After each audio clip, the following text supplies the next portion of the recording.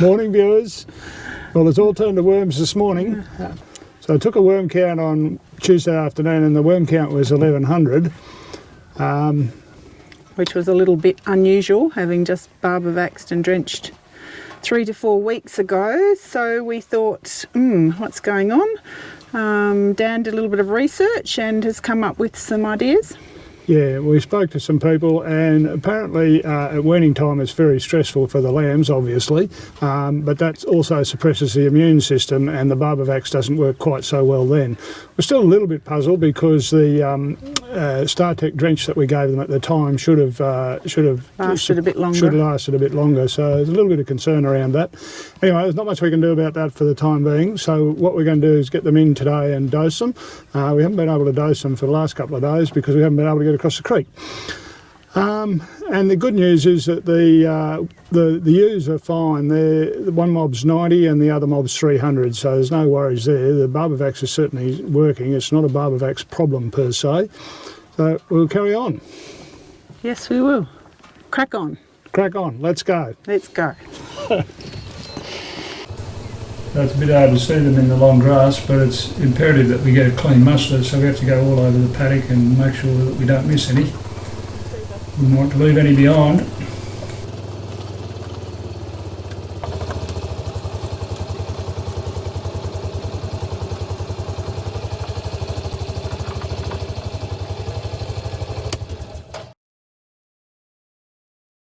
We've slashed a fair bit of this long grass, but you can see what the problem is for lambs. It's just far too much grass.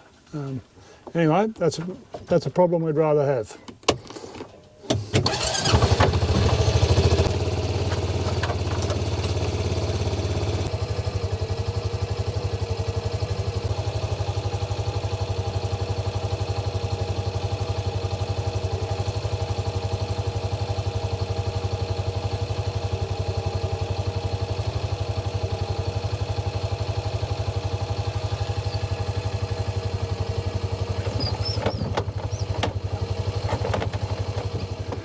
They're not looking too bad, are they? There's a few limpalongs. That one on the right hand side's not too good.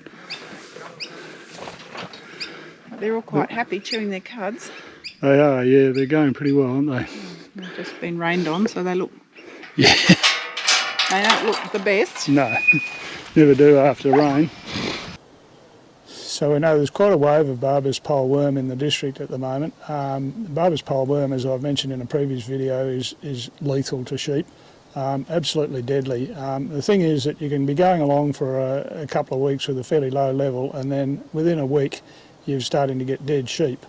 And we know that people that aren't on the Barber vax program or who have resistant drenches are starting to get into trouble at the moment. And we heard reports around the district of some sheep dying as well. So it's pretty bad at the moment. And although we've got a high worm count with these ones, we think we know what the issue is and we're not overly concerned about the long-term effects of it.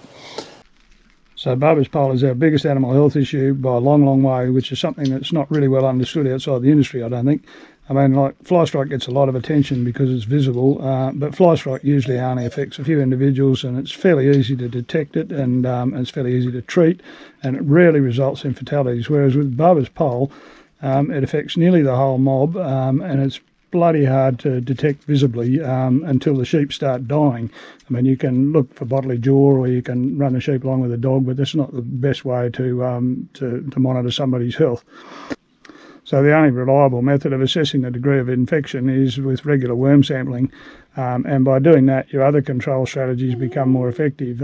It's all about getting the timing right, so you get your grazing rotation, you get your drenching at the right time, you get your Barber vax at the right time. If you're using visual assessment, your timing can be wrong. You can be treating when you don't need to treat, or vice versa, you can be treating far too late and of course your sheep are dying. Anyway, so I hope that people understand the point I'm trying to make. In this district, by far and away, the biggest animal health issue is Barbers Pole worm. There's an awkward part of the race where those two gates are because it's just a bit wide. Me being at the front here is not all that helpful. I'll get a couple of video shots and then get out of Sarah's way. So otherwise I make life too difficult for her. Yeah, most of them are pretty good. There is some dermatitis and there's some smaller ones. But by and large, got to be happy with them. There's a bloody blowfly landed on my camera. There's not too much seed in them, which is good too.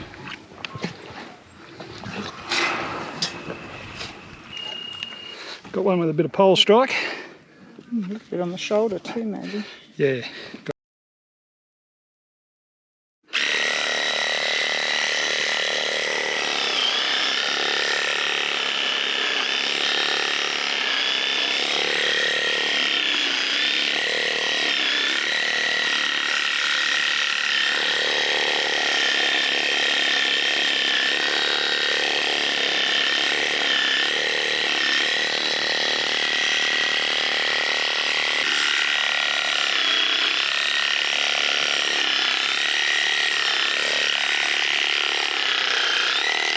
Come on out, little fella.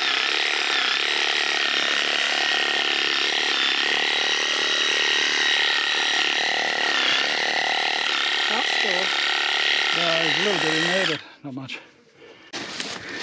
Not too bad, really. There's a few maggots in there, but there's bugger all really, and it's very hard to see them in there.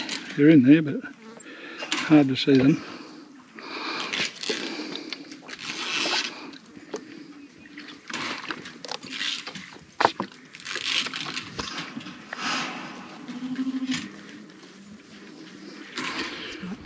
Okay, so what have we done? We've finished the job. We're done. We're done? Yeah. Okay, so it was all done. It wasn't too hard. Just about lunchtime, so pretty good timing. Very good.